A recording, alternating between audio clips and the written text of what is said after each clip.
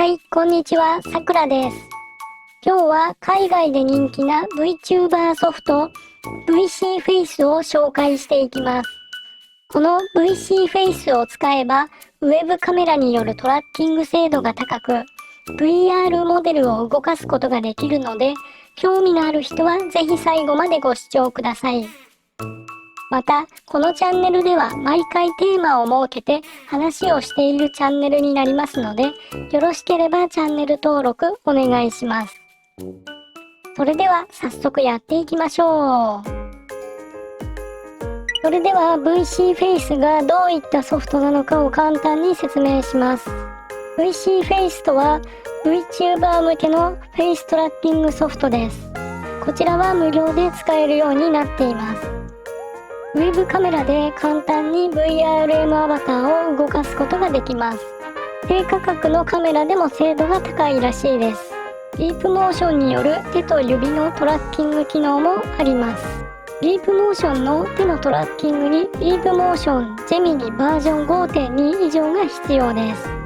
ハイフェイシャルモーションキャプチャー、フェイスモーション 3D によるパーフェクトシンクにも対応しています。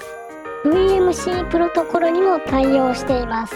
ダウンロードはこちらの公式ホームページからダウンロードの方をしてください。先ほどもお伝えしたようにこちらのソフトは無料で使えますので、試しにインストールしてみてください。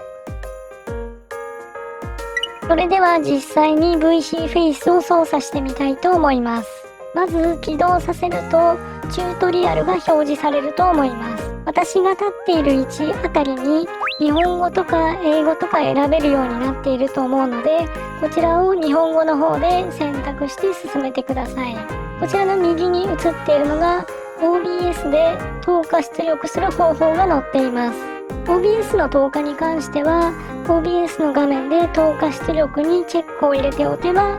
表示されるようになります。こういった OBS の画面のチェック入れる部分とチェックを外す部分ですね。こ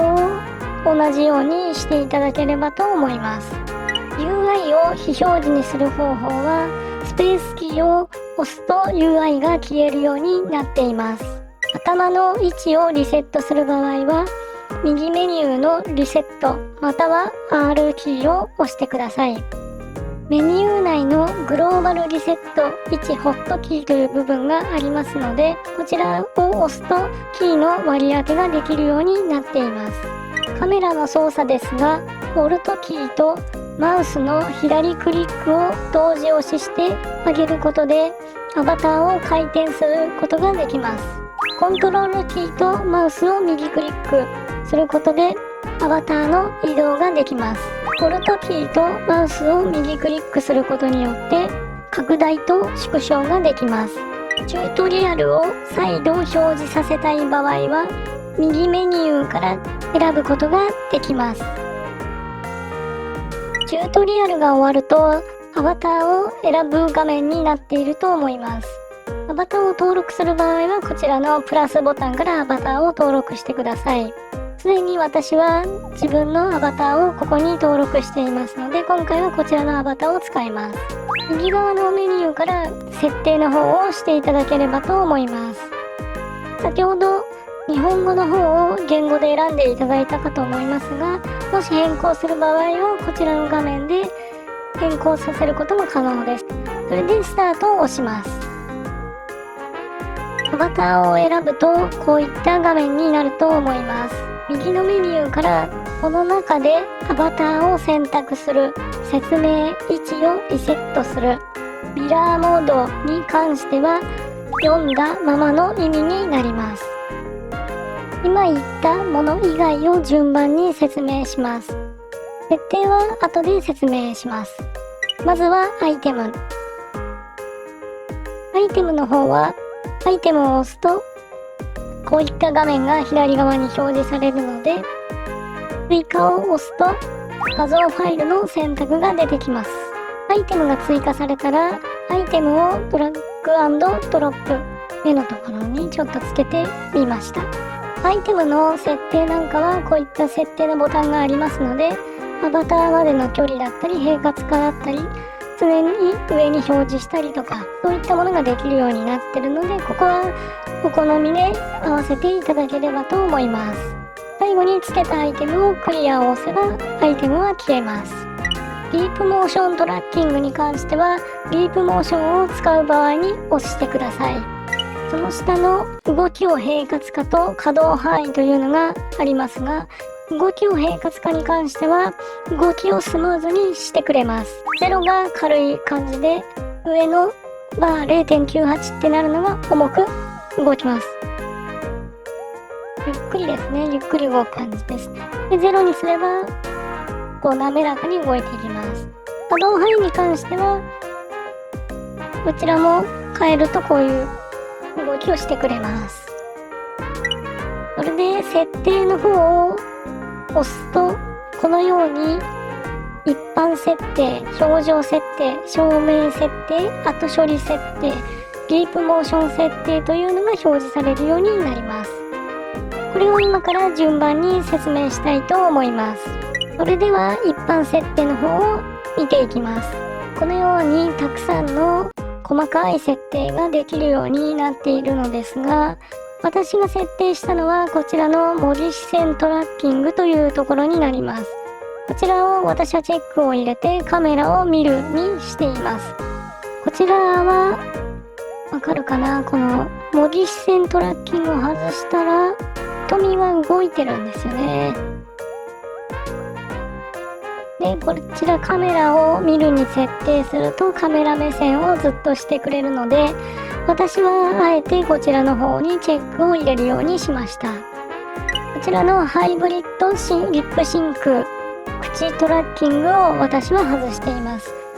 そしてあとこちらですね、徐々に位置をリセットをするというのがあるんですけど、こちらをチェックを外している場合だと頭をね下げたりした場合は通常であれば戻らないように設定されてるんですけど、こちらを徐々に位置をリセットするというのをしておけば、チェックを入れておくことによって頭の位置を直してくれる機能になります。そして表情を検出というのがあります。こちらは私はなしにしています。こちらシンプルを選ぶと微笑み、怒り、驚きといったそういった表情をこうやってやってくれるようになります。ただ私今微笑んでないのに微笑んだりとか、こう表情を怒ってないのに怒ったりとか、そういった形にもなってしまうのであまりおすすめはしないです。こちらの実験的な表現検出というのを押すと、こういった下の方にボタンが出てきますので、ボタンを押して表情を覚えさせるような動作を2回できるようになっているので、それをするとこの AI が覚えて今みたいにシンプルの時の表情みたいな形でやってくれるようになります。ただ私は通常のなしでやっています。そしてデバイス設定でウェブカメラの設定やマイクの設定をすることができます。この下の仮想カメラをオンにすることで Zoom や Skype に使うことができます。そしてこの下の iFacial Motion Cap で iPhone のカメラを使えるようになります。iPhone のカメラを使えばまた精度の方が上がるようになっていますので、お持ちの方は試してみるといいと思います。一般設定の私がやっている説明の方はしましたが、たくさん選べるようになってるので、ご自身が納得いくものを設定されるといいと思います。表情設定を押すと、この左側にメニューが出てきます。こちらは上から順番に喜怒哀楽の表現方法になっています。このジョイとかっていうのだと喜びっていうのになるんですけども、ホットキーの割り当てで表情を変化させることが可能になります。で、今はこのコントロールキーとシフト F4 というボタン割り当てになってるので、このキーをね押すとこうやってニコニコ顔になったりします。ここの瞬きのトラッキングのチェックを私すべて通常のノーマルのもの以外は全部外しています。で、これなんで外しているかというと、顔がね、バグったりするんですよね。今みたいに。こうやるとおかしくなっちゃうんで、私は全ての瞬きのトラッキングを外しています。表情の設定はこういう感じです。ですから基本的なデフォルトでこのホットキーとかも割り当ててるんで、もし気になる方は変えてしまっていいと思います。照明設定と後処理設定というのがあります。でこちらは照明設定に関しては照明や色合いの設定を変えることができるようになっています。光の当て具合とかそういった影を作ったりとかそういったものをこだわる方はやられた方がいいのではないかと思います。特に後処理設定なんかは私は触ることはないんですけども、色の調整とかそういったものもできるようになっています。ディープモーションの設定になりますが、ディープモーションをまず使う場合はこちらの右側のメニューのディープモーショントラッキングを押してください。こちらを押すとこうやって使えるようになります。でこの左上のディープモーションの設定を細かくする場合に使います。私今ディープモーションを机の上に置いています。こちらの胸という部分にすればこちら胸の位置にディープモーションをネックマウントでかけるような状態になります。こちらは自分の環境に合わせて設定の方をしてください。こちらの上の部分で私が変えたのはこのスケールってやつなんですけども、スケールって何があるかというと腕の広がる範囲が変わるようになっています。でどういうことかっていうと、今ちょっと左手上げてるんですが、これを極限まで3までにするとこうやって広がります。これ私腕広げてないんですね。でこれを0にするともう拍手しているような感じですね。でちょうどね、この私が最初に設定したこの 1.61 ぐらいが今ちょうど私が実際に上げてるぐらいの角度になってるので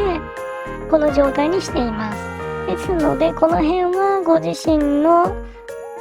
ディープモーションと設定を合わせてもらえればなっていうのがあります。でこの移行時間っていうのも先ほどの手を下ろすまでの時間とかそういったものが変わってきますので、ご自身が気に入るものを使ってみるのがいいと思います。それでこちらディープモーションの置く位置っていうのが決めれるようになっていて、この高さっていうのを変えてあげるとこのようにねディープモーションが出てきましたので、この位置をね自分のね机の位置とかをこう変えてあげるとちょうどいい高さになるので、自分のね環境に合わせてこれ変えてあげるといいです。ネックマウントの時もこういった形でね真ん中の方に最初ついてたりするんで、これもね位置変えれるので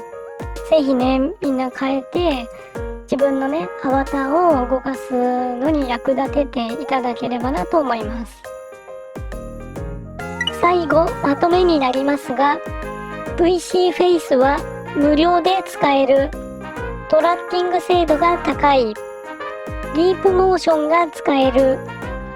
VMC プロトコルも対応、細かい設定ができる。